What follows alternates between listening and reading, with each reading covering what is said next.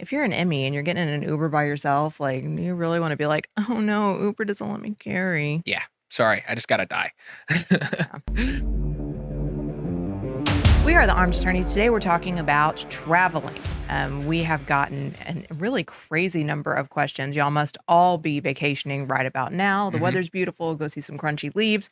But we're going to talk a little bit about flying, taking trains, taking buses. Well, we're going to do trains, planes, and automobiles here. So stick around if you want information about how to travel safely with your firearm and some common mistakes to not make. But before we get started, show your support for the Second Amendment by hitting the like button. And today's episode is brought to you by our good friends at Sonoran Desert Institute. If you are looking to take your hobby to the next level with armorer courses, gunsmithing, all sorts of continuing education for your firearm, give them a shout at www.sdi.edu/armed-attorneys. They support us. Please support them so they can help support us. Now, Richard, what are we talking about today? We've been inundated with travel questions. And so this is, even if you know the answers or you believe you know the answers to these questions, this is going to be a good refresher. We've had kind of a lot of people picked up recently Mm-hmm. on some things, easily avoidable mistakes. And so we're going to be going through that as well. But let's just start with airplanes first. This is going to be a quick reminder. Firearms have to travel as checked baggage only. Now, one item that you can carry in your carry-on is going to be a rifle optic. The TSA specifically exempts that, probably because it's particularly fragile, but everything else has to go in your checked luggage. And so the process, you've flown with your gun. What does that process look like? I have, and believe it or not, it is so fast and so easy. I mean, I've flown both with my, actual everyday carry in my, checked in my luggage. I've also flown with shotguns because I was flying across the country to go shoot in North Carolina. And so both were incredibly easy. Unload your weapons. Number one, nothing in the firearm itself. And I will say, and Richard and I we were talking about this before. I will say the easiest way to carry your ammunition is in the original manufacturer's packaging in your little cardboard box that you bought it in. You can put it in that same case. In fact, you must put it in the hard-sided lock case. But there is another way if you are interested, Richard. Yeah, so all the TSA cares about is that the ammunition be completely enclosed within your locked container. So what does that look like? Well, if you have one of those plastic boxes where you can put ammo in Mhm. it could be even just a Ziploc bag. That would technically satisfy the TSA. Now they might get mad at you. But here's the mistake that I've had a couple of clients make recently is they have the magazine outside. Let's say you have a semi-automatic handgun, a slide lock back, looks good. They're keeping ammunition inside of the magazine, which is a big no-no unless you can enclose the magazine. So, like if you have a magazine cover that can, cover the top of it, they're going to be completely cool with that. But if you just have ammunition sitting in the magazine and you could just insert it into the firearm, they're going to get mad at you. And I'll tell you, you go up, you declare your firearm, they want to ensure it's unloaded, you lock it in their presence, you place it, handgun cases usually don't meet the minimum size requirements, you place it Mhm. inside of a larger piece of checked luggage. It looks like you did everything right, and then a few years later, you get smacked with a TSA letter for a fine because you had your ammunition in your magazine and it wasn't completely enclosed. I will say, all airlines also have their own rules on top of the TSA regulations. Mhm. The strictest one I know about is using that original manufacturer's packaging, which is why I always recommend it because you're never going to go wrong. Your airline's never going to turn you away for that. But that being said, Richard said, take it up to the check-in. You got to sign your little form. They're probably going to inspect it, although I've actually had them not inspect before, believe it Yeah. or not. Probably going to inspect. You sign. They cannot put anything on the outside of your luggage that indicates there's a firearm within. So that's very good because we don't want people stealing from the carousel, right?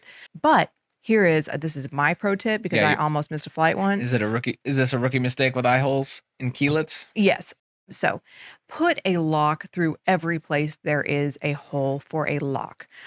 TSA approved locks are great. All that means is that they are not going to break your lock when they inspect it. Mhm. TSA approved locks, my recommendation, because they have their little special little keys that'll get into them. You don't have to worry about it. Now, a lock through each hole. Why is this important? Because if they can pry your case up and they can see inside, it is non-compliant. So I actually got called back once because they, in fact, could pry my shotgun case open. I know because I didn't have, I don't know. And I happened to actually have another lock in the case. And so we locked it up and it was fine. I didn't miss my flight. But That is a mistake that will get you into a new flight if you don't have another lock with you.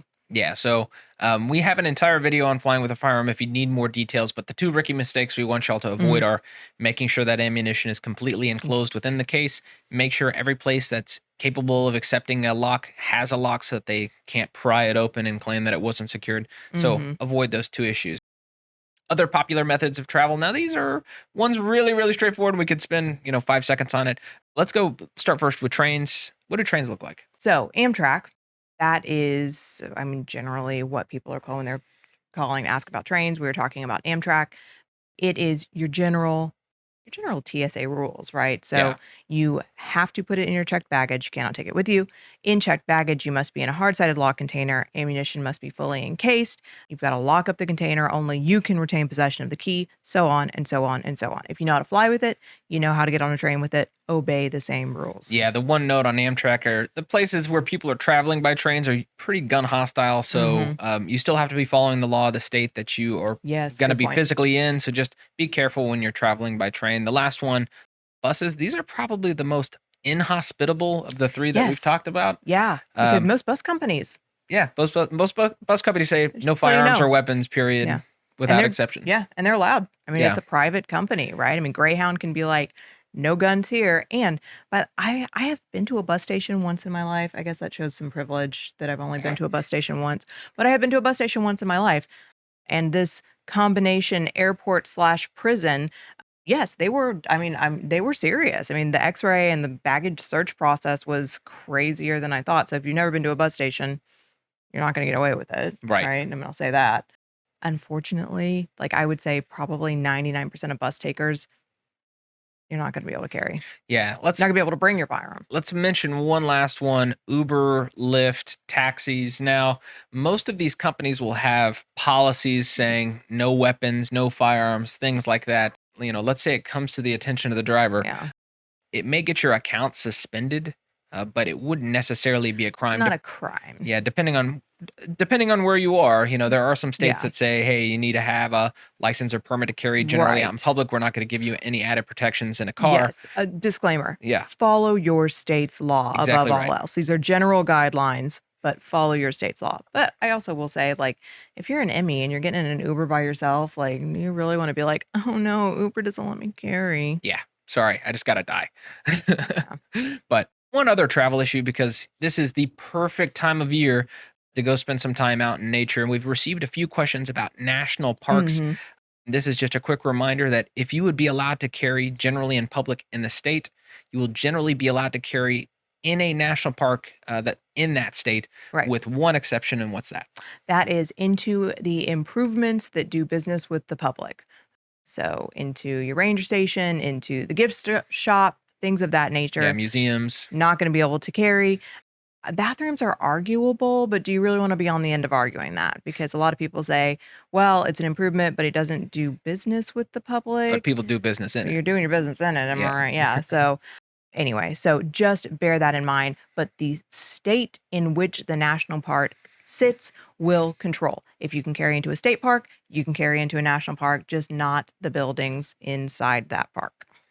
But those are all of our public transportation options now. There's more to the There are more story. rules. Yeah, if you're in your own car, you're in your own RV, you're trekking across the United States, you'll want to know about the safe passage provision of the Firearm Owners Protection Act, and we have an entire video on that here. So check that out. And until next time, we're the armed attorneys. Wait, what are we talking about? Good question.